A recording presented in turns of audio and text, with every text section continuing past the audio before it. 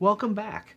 In this episode, I'm going to talk about getting started with doing video, or at least my experiences as someone who's doing that right now. For a bit of backstory, I've been trying to do video regularly since I got a 5D Mark III back in 2012. And in that time, I've been able to get nowhere with it.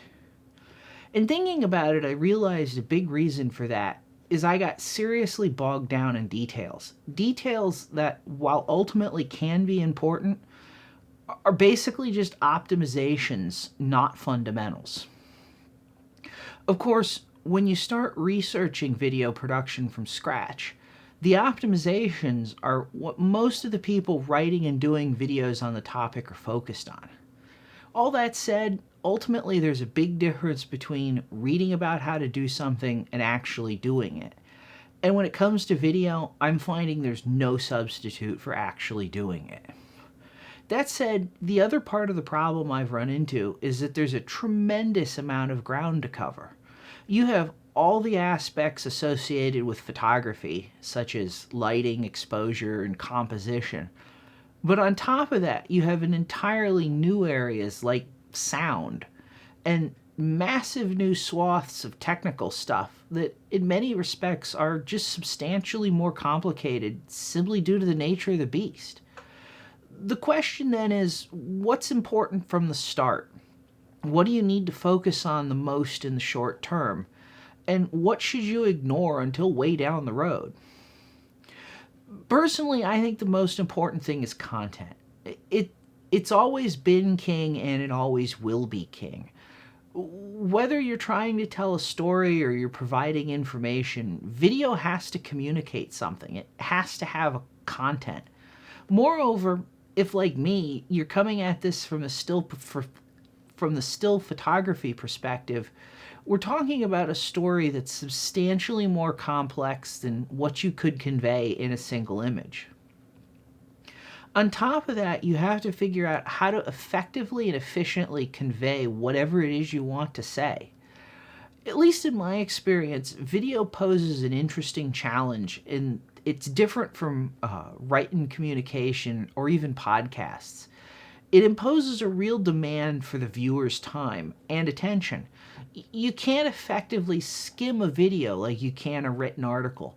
Likewise, the use case for watching video is typically different from that of a podcast, since you're not just listening to it. Unfortunately, I think some presenters forgot or never really understood this in the first place. And ultimately, I know I get really frustrated with a video when the presenter doesn't seem to care about my time as a viewer and rambles pointlessly. In fact, this video is a prime example of my philosophy. This is my second take at recording this episode. The first time through, I tried doing it extemporaneously with some talking points in a keynote presentation.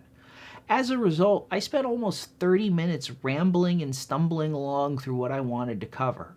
When I finished, I realized how disjointed and wasteful that ended up being, and it simply wasn't good enough, so I scrapped the video. This time I'm working from a script, and I cut it down from 30 minutes to a bit over 10. I'm still hitting all the points I wanted to hit, but I'm doing it that much more effectively. This leads me to my second point. Production and presentation. They're both important, but they also only improve with practice. You can't read and reason your way through extemporaneous speaking in front of a camera or an audience. You need to do it to get better at it. And the same thing goes with reading from a script and a teleprompter. If you find yourself struggling trying to be extemporaneous, like I do, you might want to focus on working from a script until you can get more comfortable getting your thoughts together in front of the camera. Personally, I find it's far easier to get my thoughts together when I'm writing instead of when I'm on the spot and talking. Writing doesn't happen in real time, and I can spend all the time I want rereading and editing it to get the point across as effectively as I think I can. Moreover, as I work through a script a couple of times, I get more familiar with what I'm going to say and in what order. By the time I'm ready to record this script, I'll have read it 3 or 4 times just in the writing and editing process. I won't have it memorized, but I'll know it reasonably well. The bigger benefit to me, though, is that I'm reducing my workload when I present. When the camera's rolling, I don't have to worry about what I want to say or trying to organize my thoughts. I took care of all of that back when I wrote the script. After content, I would say the next thing you need to consider is sound. Though again, the theme to this is to start first and then worry about making it better later.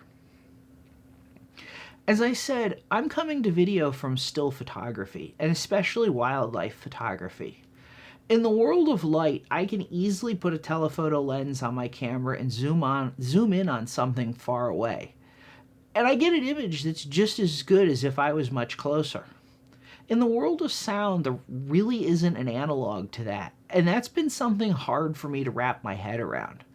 Yes, there are directional mics, but they don't let you zoom in the way a camera lens does.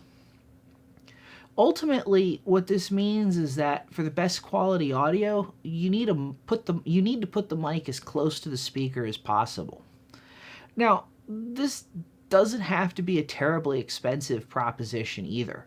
You don't need a standalone audio recorder or an expensive XLR mic. You can do this with some pretty low-end gear. I'll be doing another video on the beginner's perspective to audio in a few weeks, where I'll dive into this in a lot more detail. After audio, I think lighting comes next on my list. It's not super important, but it's kind of important in some situations. Sure, you can start with ambient room lighting, or use the old portrait photographer's natural light trick of sitting next to a large north-facing window. But at some point, you're probably going to have to start messing with lighting. And again, the name of the game here is to start with whatever you can and build into more sophistication over time. For example, my lighting setup here is a collapsible hot shoe softbox from photography on this as a key light over here with 50 watt photo grade CFL in it on a cobbled together stand. And the fill light to my right is a $40 Chinese LED light. I don't think the results are great, and it's a real pain in the butt to get everything balanced and adjusted, but it works well enough that you can see me, and I'm shooting in the middle of the night. With the important things touched on, I want to take one moment to talk about the things I don't think you need to worry about, at least not for a long time. Fortunately or unfortunately, as it may be, this is all the technical stuff that so many videos and articles cover. I'm talking things like color spaces, chroma subsampling, all-I versus IPB, compression algorithms, bit depth, log gamma curves, color grading, and most of the advanced audio topics. That's not to say that this stuff isn't important. It is, eventually. But all of this stuff is essentially optimizations to make things better or get more out of your gear. However, the need for them comes long after you've already gotten the basics down. This is where I ran into trouble, and arguably still do to some extent. My background is in engineering, and not trying to do things optimally is really hard for me. I can get endlessly sidetracked on minutia trying to make the optimal decision, all the while forgetting that I'm not moving forward producing something while I'm doing that. In photography, I found myself often pointing out to other people that taking a picture with a technically inferior camera is still better than missing the shot with a technically superior one. This is a big part of why I've struggled so long with video. I've spent years trying to figure out what the best settings were and worrying about the color balance and editing and so on, and not actually shooting something. Honestly, I think it's high time I ate some of my own advice. The final thing I want to touch on is finding a workflow that works for you. I expect, and I'm going to be talking about this a lot, I think, in future episodes. One of the things I've discovered just in the first couple of episodes here and with my podcast previously, is there's no free lunch. If you skip out on preparation, you pay for it in the presentation and especially in post-production. This is one of the things I think that killed me when I was doing a regular podcast. I didn't want to write scripts, so I just went about it extemporaneously. Then I ended up spending 2 hours cleaning up a 30-minute podcast in post-production because I wasn't prepared.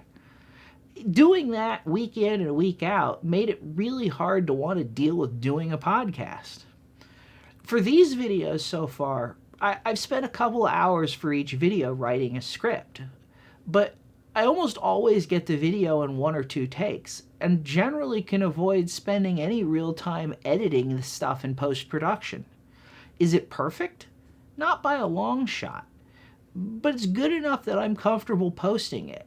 More importantly, it's good enough that I feel that I can continue to practice and improve. So that's it for episode 2. In the coming weeks, I'm going to be diving into the topics I've touched on here and a bunch more in much more detail.